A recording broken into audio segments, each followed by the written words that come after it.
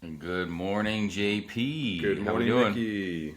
I'm How we good. doing? Look, we're in the DBC HQ here. I'm Wow. gonna make sure I pop that video in there when we do one of our clips.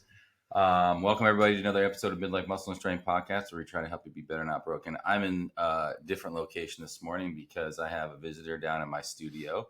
Although right now I'm thinking this spot doesn't look too bad. Yeah, Lighting's pretty you look, decent. yeah. My other spot I used to have over to my left with the barbells behind me, the lighting wasn't as good as this. This is kind of like, this might be the best lighting that you're going to get in the Yes. DVC headquarters. So I might stick with it. I like it. How are we doing? Good? Very good. Yeah. How's the week? It's good. I'm not going to lie. Summer's winding down. I got about a week left. And I know, boo-hoo, Mr. Teachers had the whole summer off. But this is when the reality of school starts to set back in. So The depression of going back to school. It's like Sunday scaries for a week.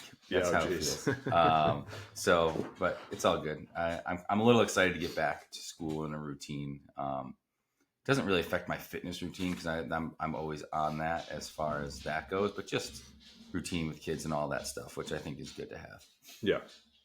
So today's topic is kind of a mixed bag. But in the same vein, I had mentioned something to JP last night about, I think we should talk to listeners about why they should get back to sprinting and how they should go about it. Because talking about the midlife, people in their 30s, 40s, 50s, what have you, age bracket, most of, no offense, but most of you out there are probably not sprinting much. And it might not be for lack of wanting to. It might be more of apprehension because you're afraid that if you do get back into sprinting, there's a huge risk of injury, which we know at our age, injury is not good because it takes a long time to get back on track and set you back on your fitness and all that. So we want to kind of dispel the myth that sprinting is bad or dangerous or you shouldn't be sprinting even as you get older, and give you some steps to take as you get back into it or want to get back into it, so you have what you need in your toolkit to help avoid getting injured if possible. I'm never going to say you won't get injured because that's just a lie. Stuff happens and you can't control all the variables, but these are just some of the things you could do to help you set your body back up and get ready to get back out there and rip it up on the track in the athletic field. Yeah, I just feel like a lot of people, sprinting's not talked about. It's just like strength training or endurance. It's like the two buckets you hear on social media a lot, like lose weight or get muscle. But I think sprinting is like a great way to work explosive strength, and I think more people should be getting into sprinting. And I like how you say sprinting specifically, because I think plyometrics is actually getting, I don't think it's getting enough, but I think plyometrics like jumping, hopping, that stuff's getting a little bit more thrown in the mix, regardless of age. I see more people mixing it in with their training, but I don't see anyone just being like, hey, track day, I went and did some 10-meter sprints, 20-yard sprints, whatever. They're doing box jumps, they're doing hurdle hops, that kind of stuff. But the sprinting's left out because I think there is that fear. It's like, ooh, my hamstrings, they're not going to be able to do that, and then I won't be able to go to the gym. Next thing you know, I'll be a couch potato. I love that you said 10 to 20 yard sprints, where I think people think sprinting is just like the full straightaway, like 100 meters. That's the least amount of sprint. Like that's the shortest I can run. It's like you could pick a lot shorter distance to start out with. Like it could be a 10-yard sprint, Yeah. And I think we'll kind of get into it, but like I think just talking about preconceptions that people have about sprinting, it's like I'm gonna get hurt and it's gonna be really hard and it's super far, and they put all these roadblocks into doing it, and it's like it's very easy to do. It's for everyone, but I think people, we'll kind of talk about where to put in your workout, when to do it, how to do it, all those things to help people out. Yeah, talk about like most accessible exercise. Like you can literally, you could be anywhere and go do sprinting. Like you don't need anything. You look like a crazy person, but like, you shouldn't, but people do. Like, hey, what's this person doing? Well, they look behind, like, is he running from something? Yeah. Like, is there a bear coming? Why would you be running? Yeah, that's so true. So let's start off with like misconceptions, I guess, and like we'll get into the reasons why you should sprint and all that. So first off, sprinting there is a risk inherently, right, with sprinting, but there's a risk with anything you do. You drop down on the bench to bench press, you can injure your tricep, injure your pec. Squatting could pull a hamstring, could pull a hip flexor, quad, tweak your knee, whatever. No matter the exercise you do, there's risk involved, right? But it doesn't mean that you shouldn't do it, right? There's risk involved when you walk out your front door that something could happen to you, an injury could happen. So the injury risk thing to me is automatically out the window. It's like you shouldn't be concerned with that as long as you approach it safely, the way you would with anything else, any other exercise, by warming up and giving it its proper respect. Then you're going to be fine. So that's kind of the first misconception I see out there, is that if you sprint, especially as you get older, automatically injury is going to happen. And it's like, that's not true. It can. I think what happens is people. I think what happens is people, you know, essentially sprint to their max, Mm-hmm. and it's like putting your max back squat on the bar and trying to do it for a rep. It's like, yeah, that's a risk of injury, but like if you kind of stay within yourself, there's a different scale to it. It's like, okay, well, why don't you run at 70%? I just don't think people know what 100 is, what 50 is, what percentage they should be running at. And I think they try to always, they think sprint is max. And it's like squatting doesn't have to be max every time either. It's like choose a weight, choose an intensity. The weight is just the intensity you're using. So choose an intensity that, like, if you're good, you feel good, and you're going to come back the next time to do it. Exactly. Couldn't say it better myself. I actually I made a post the other night saying basically those exact words about squatting. You wouldn't max it out, day one back in the gym. And so you shouldn't be sprinting max out day one back to trying to sprinting it. Second misconception is that, like you mentioned, sprinting has to be far, or it has to be this super long distance, or it has to be done a certain way. You can build up sprinting the same way you would with any other exercise. You could start off with 5 to 10 meters or yards and work your way up to as far as you want to go. And you can start off with the intensity of 50, 60%, and then work your way up as far as you want to go. And you don't technically, to get better at sprinting, have to full out sprint for a really long time, like 100%, or maybe ever if you don't want. If that 100% is just, seems a little too far of a reach for your body, you can live in the 80 to 90% range and be totally fine and get a lot of benefits from it. So that's a second sort of misconception, and I think that people put as a roadblock, like you said, in front of why they don't want to sprint. Yeah. And I think a lot of times, I don't know if this is like one of the points you want to bring up, but I think a lot of times people you might start off just warming up to sprint. Like, I think a lot of people don't warm up for sprinting. And it's like, it just might be the way you're warming up is affecting the way you're going to sprint or what you're doing, Mm-hmm. I think people try to jump right into it. It's like maybe the first week, all you're doing is just warm ups for sprinting and you're not Yes. even sprinting yet. It's like the small plyometrics, things like that. And I think too, it's like another analogy to lifting is like, you don't have, you see people really slow jogging. It's disgusting looking. It's like, Mm-hmm. call it like slogging. It's like, Yeah. just walk. A shuffle. It's a shuffle. Just walk. Like you're doing yourself a disservice with your joints and everything. I Mm-hmm. think people's form running is very bad. So people Mm-hmm. try to sprint with bad form or haven't run in a while. I think like, working on your running technique, just like your squat form and range of motion, like you would focus on if you were lifting or deadlifting, whatever you're going to do. I think your running form is something you should focus on before you start sprinting. So it's like, Mm-hmm. maybe it's in your warm up with A skips or B skips, or just like some high knees and butt kicks. Like that might be where people fail to start with, is Mm-hmm. their form stinks, and then they're trying to go right to sprinting. It's like, why don't you work on the basics first? Like, and maybe you could speak to like what warm-ups you enjoy doing with your sprinting. Mm-hmm. But that's, as a coach, I'd be like, make sure your form is right before you sprinting is high and a little more high intense, like we just compared to back squatting your max. So it's like, I wouldn't have someone back squat the max if their squat technique was terrible. Yeah. If their knees are coming in or not going all the way below parallel, I'm not going to be like, yeah, let's load it up. Yeah. So it's the same thing. See what happens. Let's check it out. So I think the same thing with sprinting. It's like send a video to a coach and get feedback on what your form looks like, or take a video of yourself and make some adjustments. I think is always like a great foundation to start with. And I think people kind of like, they just try to load up something, and they think running is very natural, which it is. But if you haven't done it in 10, 15 years, like there's a lot of technique that as a kid, it's very easy. You play college sports, and then after that, you sit at a desk for 10 years. It's like you miss out on a lot of technique that you had if you haven't done it. So I think that's like a great place to start with, technique and a good warm up. So if you want to speak to like what you think about that. Yeah. So let's start, we gave you some of the fears and roadblocks that people have. Now let's get into how would you, if like JP said, you've just been college athlete and then you've been working for 10 years and kind of let the sprinting go to the wayside. You've been working out a little bit, but you haven't sprinted in like 10 years. You haven't just gotten down and absolutely gone for it in 10 years.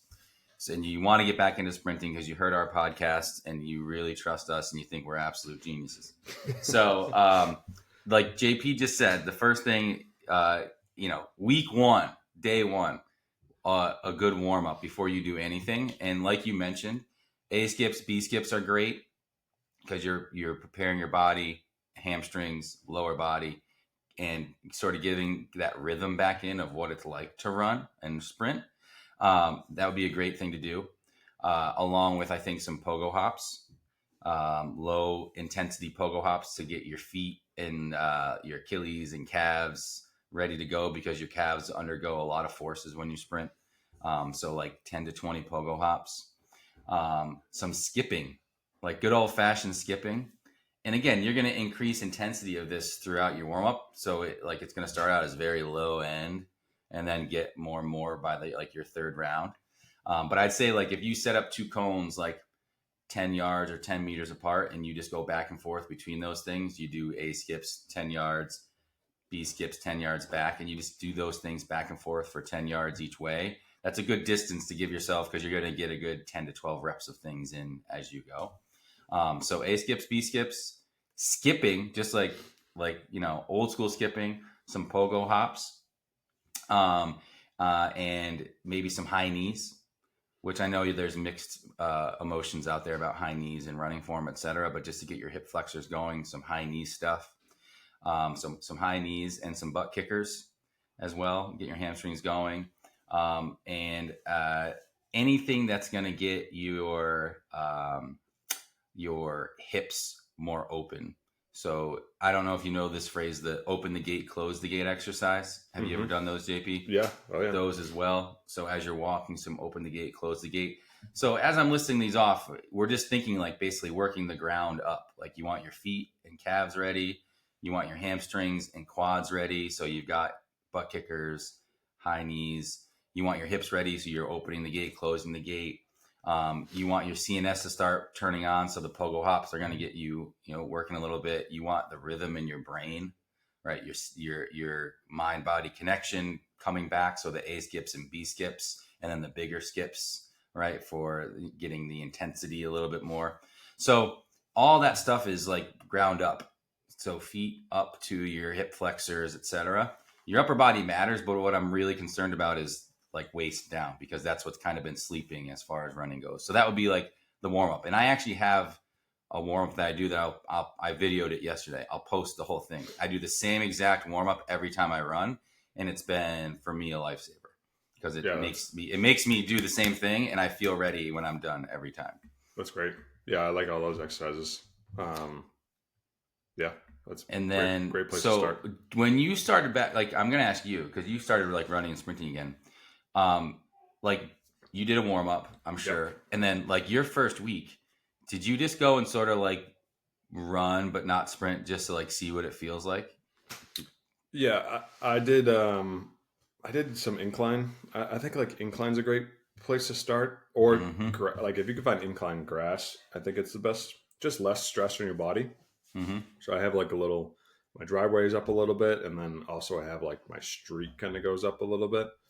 So I just did some like good warm up like you described, and then just some slow accelerations. So like start with a jog and kind of went up to maybe that 60, 70%. And I probably, honestly, if I'm looking back, I probably picked too far of a distance to do.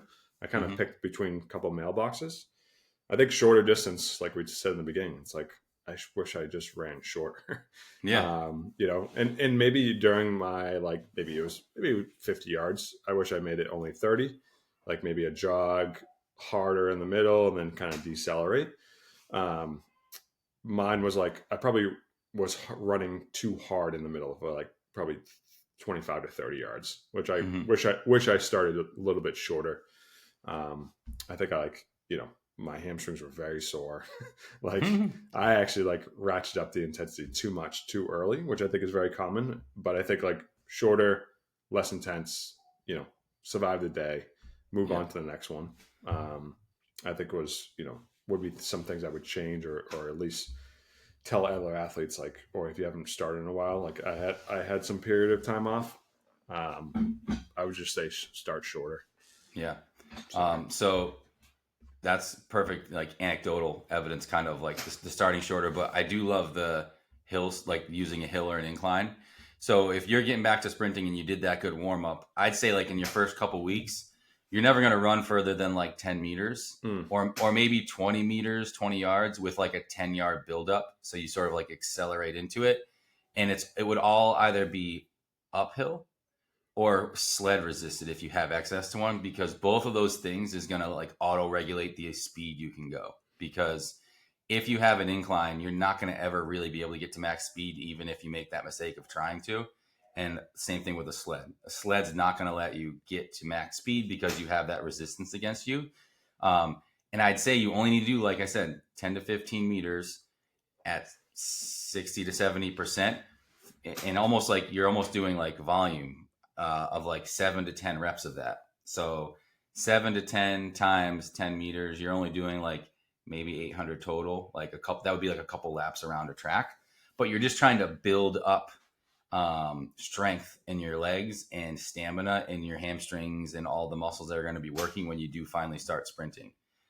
So it's like you're building this base, and that would be like for 4 weeks, you're just doing like 8 to 10 of these short little incline sprints or short sled sprints, like in that first week, just to start building up that base of your legs on that first day, right? how many days a week are you sprinting? No. I sprint twice, but I would say if you're starting, like that one is enough. Yeah. If you wanted to add a second day, you could maybe do like, well, I'll talk about that in a second. So that would be like your sprint day, right? And if you just did that, like you warmed up and did some of those sled or incline hill things for 4 to 6 weeks, and maybe gradually week on week added intensity, added some speed, I think that's a great layer of, okay, my body's starting to prepare itself for starting to go a little faster on flat ground with no resistance soon. Not yet, but soon.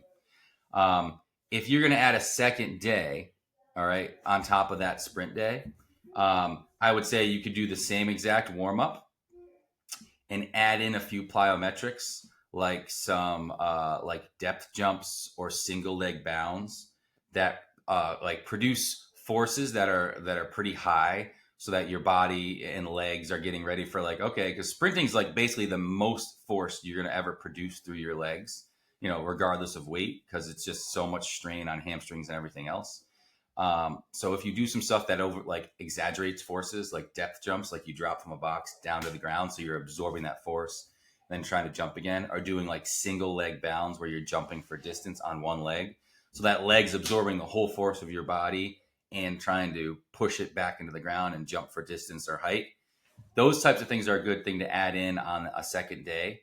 So you do your warm up, you do those plyometrics, and then you do like some tempo runs where you're going to run a little bit further at a very moderate pace with rest. So my favorite formula is like 100 yards at like 60%, and then walk 50 yards and do that for like a mile or a mile and a half.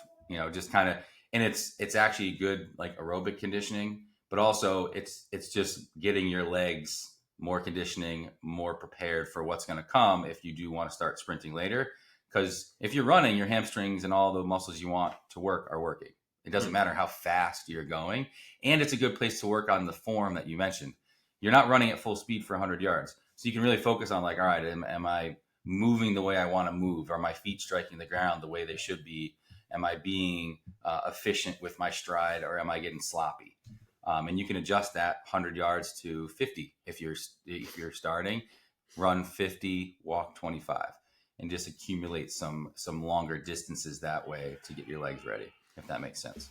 Yeah, I love that. I love the kind of adding those plyometrics in on that second day for that. Did you add any plyometrics in when you started to run again? I kind of used the plyometrics. You had been doing them before anyway, though, right? So yeah, I've been using them in the warm-ups before I left. So I kind of just time efficiency wise, I could probably I do that one day of sprinting, but then after that, it's like just using them before a strength workout or quickly before I do something heavier. So yeah, and I think a lot of times like just with different training I've been doing like a lot of lateral jumping. So that's something that doesn't necessarily translate to straight sprinting, but just some lateral work. Yep. So I know I'm talking a lot, but JP is going to throw his thoughts in here, how it ties in with strength after. So that would be the 2 days I would do. If you're trying to get back into sprinting and you haven't in a while, like you signed up for a over 30 men's soccer league and you're like, man, I got to get my legs ready, and you're 6 weeks out, you could do that little program for 6 weeks, just those 2 separate days. And your legs will be way better off if you went out there and just started pounding the pavement for 5Ks once a week and trying to run 100-yard sprints without any preparation, because those both are probably going to end up setting you back rather than building it up gradually throughout the 6 weeks with those couple things. And you don't ever actually go out there and rip up a 100-meter sprint at any point in those 6 weeks, but you'll be better prepared for what you're going to do in soccer, honestly, in my opinion, if you did it that way, which is exactly what I didn't do when I got back into soccer when I was like 33 after doing CrossFit for like 7 or 8 years. I thought because I was super fit and super strong that I could just go back to what I was doing in college and sprint and be fine. And I was so injury prone those first few years because I didn't do those things I just mentioned. I didn't gradually work my way back in and build up what I needed to build up for my legs to be ready to sprint. I just thought that it was going to wake up for whatever reason after I had let it go dormant for so long. And I had tons of hamstring issues, hip flexor issues, groin issues, and it was all because I just was ill prepared. I didn't do the right things foolishly like I should have. Yeah, if you're giving someone advice on starting out, would you add some mobility to it, or like because I think there's some growing pains when you start sprinting, like we talked about, like there's a lot of stress on the calves, probably a little more hamstring, maybe some joint stuff. Is there like a protocol you would follow like for recovery, some sprint? Because I think a sprint stimulus is much different than a lifting stimulus. Yes, totally. And like you mentioned, more than likely you'll be super sore and you'd be like, what? I'm sore just from sprinting, but you will be very sore. Well, first off, you mentioned something really great. I think if you can run on turf or grass anywhere, or a track and not the pavement, I'd prefer that just for your joints and the impact, because it's a lot of forces you're dealing with there. So that's kind of number one to help you reduce some of the issues that you might run into in terms of soreness or possibly, just being achy or anything like that. A couple things is take care of your calves for sure and your Achilles. So doing some mobility with those calf stretches, and honestly doing like calf raises through full range of motion will help you get that mobility and work those. Taking care of your quads and hamstrings. And I'm not saying stretch them like crazy, but definitely doing mobility like couch stretches, straddle stretches, things of that nature that keep those things loose. And taking enough rest. Like those 2 days, like should not be back-to-back days. They should be at least a couple days between them. Like I sprint on Monday or Tuesday, and then I sprint again on like Friday or Saturday ish. Right. So there's a good distance between those two because of the need for recovery, because your body needs to recover if you're pushing in it that way. So rest is really important. And then the big ones, hamstrings, quads, calves, take care of those ones, because they're going to be the ones going through it when you're doing your sprinting. But don't overstretch. Don't overdo it. Just a couple minutes every few days of a couch stretch and a straddle stretch and some calf raises through full range of motion should be plenty to keep you pretty happy and pretty good. Yeah, I focus on. I actually feel really good like sprinting with like a massage gun. I think that helps, like kind of just like simulate the blood flow, and then like I use like voodoo bands a lot, like on my calves, so that not stretching involved. It's more like just Mashing, like, yeah, like kind of like just getting blood flow in there. mm-hmm. I think that helps like circulate the blood flow. So yeah, those are things like when I started that I really focused on.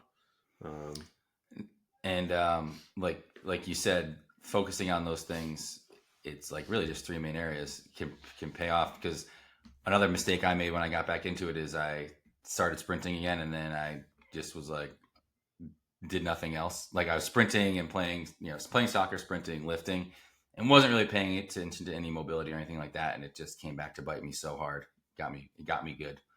for people who aren't playing soccer, like I'm not in a men's league, like maybe speak to them about like what are the benefits of sprinting, like because I All think right. people just think sprinting is if I play a sport I should sprint, but a lot of people who just work out should be sprinting as well. Yeah, That's I think there's a lot of carryover. it's a great point that I was going to mention that I forgot to mention because I got so caught in my own mind. So as I think I alluded to this earlier, sprinting is essentially the most forces you're going to put through your lower body at period point blank. You might hear some people make arguments, and they've come up with some crazy weird exercise in the gym where like, look, we put a sensor on their hamstrings and it's more stress than a sprint. But it's like, there's no prolonged like intensity like sprinting that's going to affect your hamstrings, glutes, all that stuff. And if you looked at a chart of all the forces, like X times your body weight that goes into your lower body when you're sprinting, it's just like insane. It's like 8 times your body weight goes into your hamstrings and stuff when you're sprinting, because there's just so many forces. So squatting, deadlifting, all that stuff is great, but what you get out of sprinting is just can't be matched in terms of what your CNS endure, like the effects on your CNS and the effects on just power and strength in general. If you're sprinting and doing those things, it's just going to accelerate the progress that you're going to make, rather than just doing squatting or deadlifting. It's like doing squatting and deadlifting and adding plyometrics like box jumps. It's going to be a lot of help, massive effect. Add sprinting, even more of an effect, right? So oftentimes I think if you add sprinting in, you can bust through barriers that you were stuck at with like lower body stuff, because you're pushing your hamstrings, glutes, all that stuff to another level that you weren't before. So if you're somebody who's just looking to chase numbers in the gym and want to get really strong, that's one reason to sprint. If you're someone who is not chasing numbers, but you just want to be fitter and want to do a simple exercise that's going to make you stronger and make you fitter, sprinting, you can't beat it, right? It's like so simple. You don't need any equipment. And it's something that you can do anywhere. And it takes a small dose to get a really great effect from it. And it's, I think, a missing piece, just like plyometrics are in a lot of people's exercise routines, because they're sort of scared of it. But if you add that piece into your puzzle, there's just so many benefits that you just can't deny it. I did my sprint workout yesterday, and I've been doing this forever, years now, because I've gotten back into the routine of it. And I'm like, my legs are not super sore, but they have that fatigue feeling of like they've been pushed. I didn't touch a weight. All I did was do some sprinting, and my legs are like, ooh, like feeling. And I think I did like 120 yards total of sprints. That's Yeah. it. Yeah. So it's like such a small dose for such a huge benefit that I just don't see why people don't do more of it. I think it's the risk reward. I think people, they're like, well, I could lift, and like I agree with you. Like even from a metabolic standpoint, I think it's like you look at sprinters' bodies compared to like runners' bodies. Like they have so much more muscle, Yeah. and like you put on a ton of like people just think sprinting's like, oh, it's like on your lungs. It's like you put on a lot of muscle, and like different fibers and joint health, and so there's so much benefit to sprinting. I think people justify or think about it like risk reward. They're like, well, I'd rather lift and get the same. It's not the same stimulus as it's close, but it's not the same as sprinting.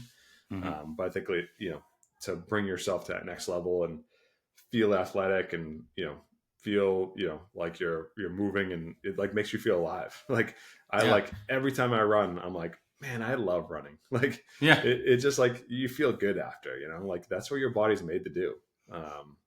Run on 2 feet. So like, yeah, a lot of benefits to it. I think, everyone would, gain something by properly introducing running into their workout routine. Yeah. And like one last bit here before I let you jump in and talk about your strength, because I think it ties in well with what I was just talking about for a bit here, is that if you look at any of the programs that I write, everybody does plyometrics and everybody does like some small dosing of sprinting. And I have like 60-year-old women who are sprinting, and it's like their favorite thing they do. They're like, they're like, so fun, favorite day. Like it always is the comments I get. And people are always coming up to them at the gym and like, you're crazy, you're sprinting at 60, like that's so risky, I can't believe you're doing that. And they're like, they've been, knock on wood, I've had a lot of them doing this for like years, and they love it. It's their favorite thing. And I think because they've been doing it for years, they can just keep doing it. Like the risk just keeps getting lower and lower and smaller and smaller for them. It's if you aren't doing it is the problem, right? That's when then the risk goes through the roof. So I've worked with them gradually to build it into their programs because I've had them under my wing for years. But it's just the psychological benefits, like you said, for them, it's like they feel young again. They're like, I'm sprinting. I haven't run in decades, and now they're sprinting. Very short distances, but still. Yeah, I think it's huge. For me personally, I switched to kind of a push pull leg routine. So kind of like, one day all legs, one day push, one day pull. And I was, I'm like, oh, I want to put on a little more muscle. That was like my goal. And then I was like, did the first day of like legs, and I just like you said, the stimulus, like the feeling of running and the way your legs get sore and the feeling of soreness from squatting and deadlifting is different. And I was like, I just felt like I'm like, am I doing myself a disservice for not being as athletic? Because I'm building muscle is obviously like the goal, but I'm like, I don't know. Just going back to like deadlifting and squatting, I just was like, man, am I missing something here? Am I doing myself a disservice by, getting really strong again and not like, balancing out speed and strength? And yeah, Stop right there real quick. So yeah. Before this, like for the summer, were you really focused on like doing athletic stuff and not really lifting a ton and just sort of? Yeah, I was more focused on kind of like full body. I was doing like a kind of golf specific routine, which isn't like a lot of lifting. It's some lifting. Like, I mean, you need some shoulders, core, like there was deadlifting and squatting, but it was more with dumbbells and, higher reps. And then I switched to like barbells, little lower reps, heavier weight. And I don't know. I just was like, felt different. Were you feeling good? Were you feeling good all summer? And like, yeah, I was feeling great. Yeah. It was just like nice and easy. And I felt like I was like, oh, maybe I could do a little more, just because I felt like it was. But then I went back to like the heavy lifting. I'm like, I don't know if this is this the direction I want to go. I think it's, yeah, I don't know. I'm a strength athlete. Like I just feel really good lifting weights, but I'm like, I think I might be skewing one way, like, and missing out on another. So yeah. And do you think, so here's my thoughts is I think you can do both. I think you can do it two ways. You can do both where it's like, all right, I'm lifting heavy and then also working the athletic stuff in there too at the same time. Or you can have like phases in your year where you're like, all right, I'm going to lean into the athletic stuff and I'm going to take 8 weeks and get strong. And then I'm going to take that strength and then use that to like, put into my athleticism, like, build something in the gym that I can then apply in the field, so to speak. You can see like those two different approaches. But it really depends on how you feel. Like if you don't feel great, it's like, well, maybe ratchet it back a little bit or just change the approach. It's funny. I think it's more the soreness. So it's like, I was like, my legs were crushed. Mm-hmm. You were like, I am smoked. And then it was like my first week, and I was just like kind of like getting a baseline of like the weights I was using. And then even my upper body like smoked, pushing all my pushing muscles, all my pulling muscles. And I'm like, this is great for muscle building. And I'm like, I feel like unbelievable, but it just like being that smoked in those muscle groups, I just felt like I couldn't rotate it. Like in my golf swing, I just felt like off a little bit. Mm-hmm.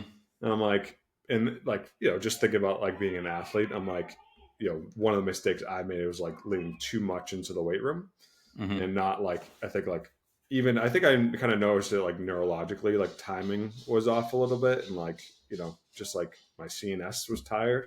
So then like translating to a sport that like takes a lot of accuracy and like timing, I think I was like, this feels different than just doing more athletic movements, not Mm-hmm. as intense.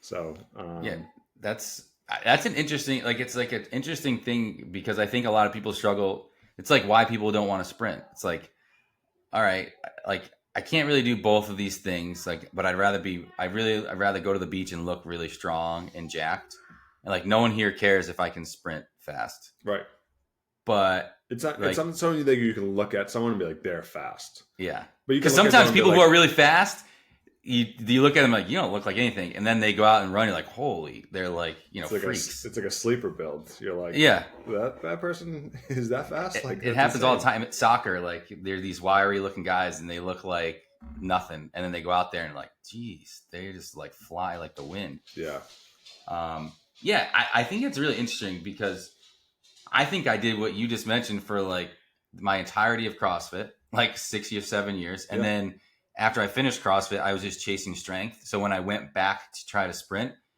I just like my body didn't even feel like it was my body. I yeah. felt like because I had played college soccer at a high level a decade previous.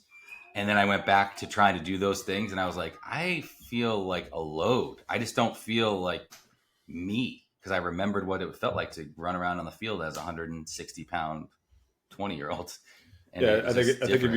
if you look at the extremes, if you look at the best power lifter or strongman power lifter and bodybuilder, I wouldn't say they're like the most mobile, athletic, like functional. Like when you do it at the extremes, you look at the Mm-hmm. best people in the world. You're like, I don't know, but I mean that they're doing it full out all For the a time. reason So yeah, they're yeah. yeah, so like I don't know. I think like it's funny like social media wise, you're like, oh, build muscle, eat healthy, go for walks, like. But it's like, okay, well, I think you're missing that athletic piece to it, that plyometrics, that sprinting, that like feeling alive that we just talked about. Yeah. So I think it's like important to add those things in, or like have an athletic like twist to things a little bit.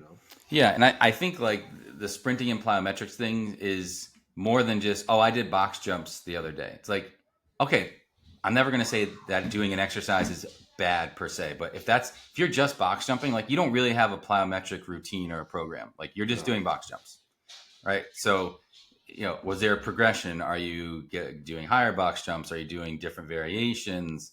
Are you sprinting at all? Like there's so much more to it for plyometrics than just saying like, oh, I paired my deadlifts with some seated box jumps or something of that nature.